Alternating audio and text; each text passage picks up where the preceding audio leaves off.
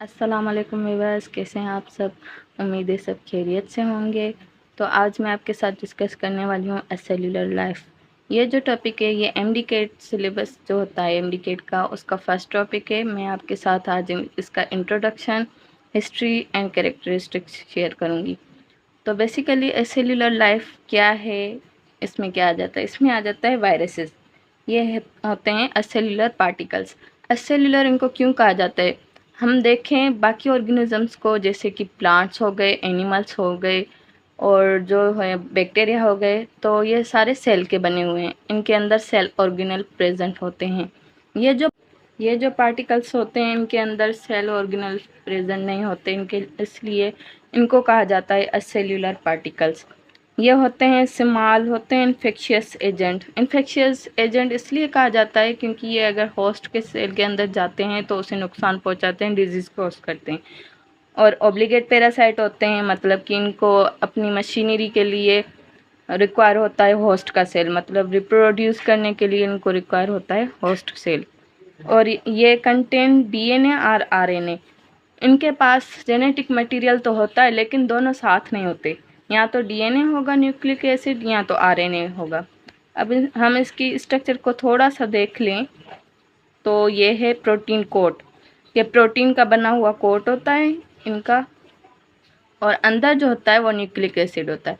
Nucleic acid में या तो डीएनए आ जाएगा या तो आरएनए आ जाएगा, कोई भी एक न्यूक्लिक एसिड आ जाएगा इसके अंदर। तो ये दो बायोमॉलिक्यूल्स बन के ये पार्टिकल बनाते हैं।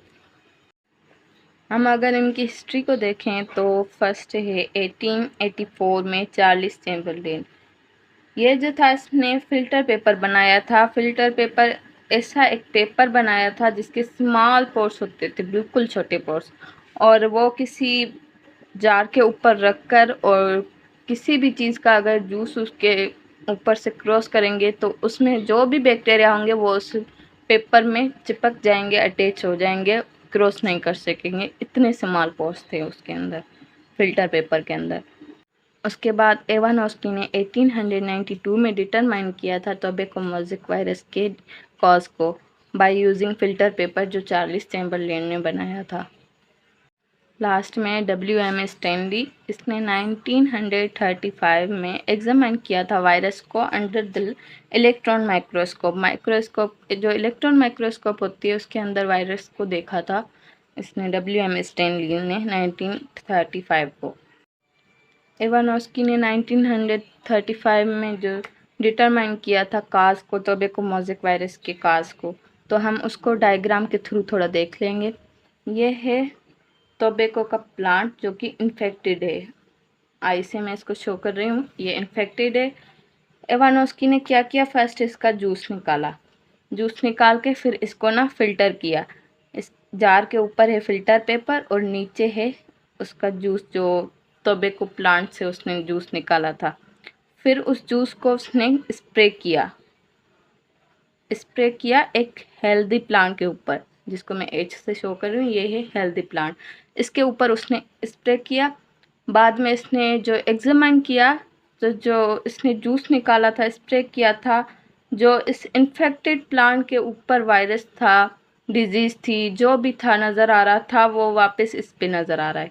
पहले ये बिल्कुल हेल्दी था लेकिन ये जूस स्प्रे करने के बाद इस पे नज़र आ रहा है। अब हम जो सोचने की बात है, फ़िल्टर पेपर से तो बिल्कुल स्मॉल जो बैक्टीरिया थे वो भी फ़िल्टर हो रहे हैं, उसके ऊपर जो है चिपक जा रहे थे।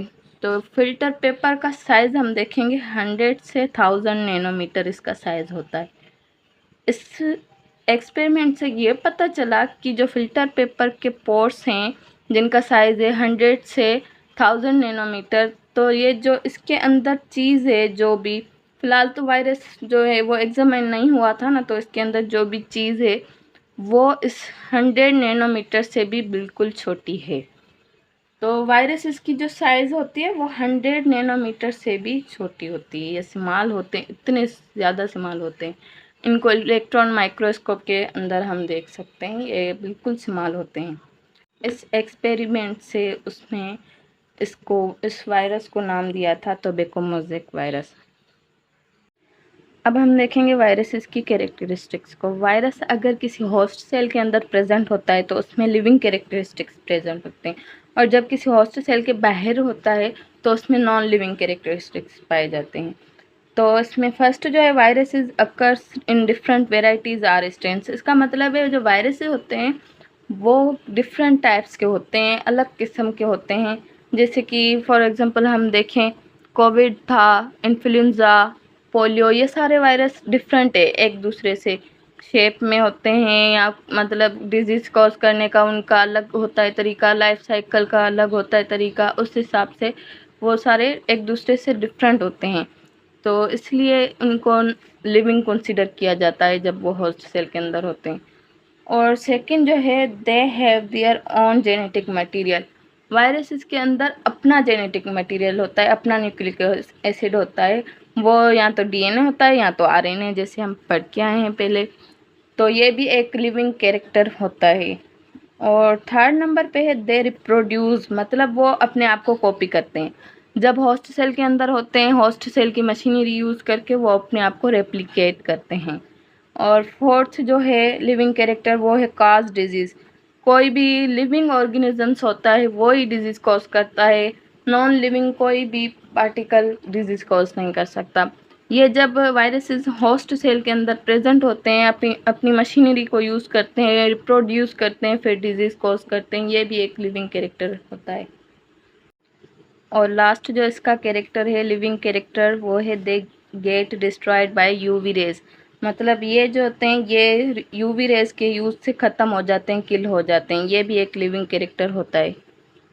अब हम देखेंगे वायरसेस की नॉन लिविंग कैरेक्टरिस्टिक्स को, जिसमें फर्स्ट में आ जाता है दे लैक सेल्यूलर स्ट्रक्चर। हमने पहले भी डिस्कस किया, वायरसेस के अंदर कोई भी सेल का स्ट्रक्चर प्रेजेंट नहीं होता, कोई भी सेल ऑर्गेनेल प्रेजेंट नहीं होता, जैसे कि माइटोकॉन्ड्रिया, एंडोप्लाज्मिक रेटिकुलम, कोई भी सेल ऑर्गेनेल वायरसेस के अंदर प्रेजेंट नहीं होता, इसलिए लैक सेल्यूलर स्ट्रक्चर होता है।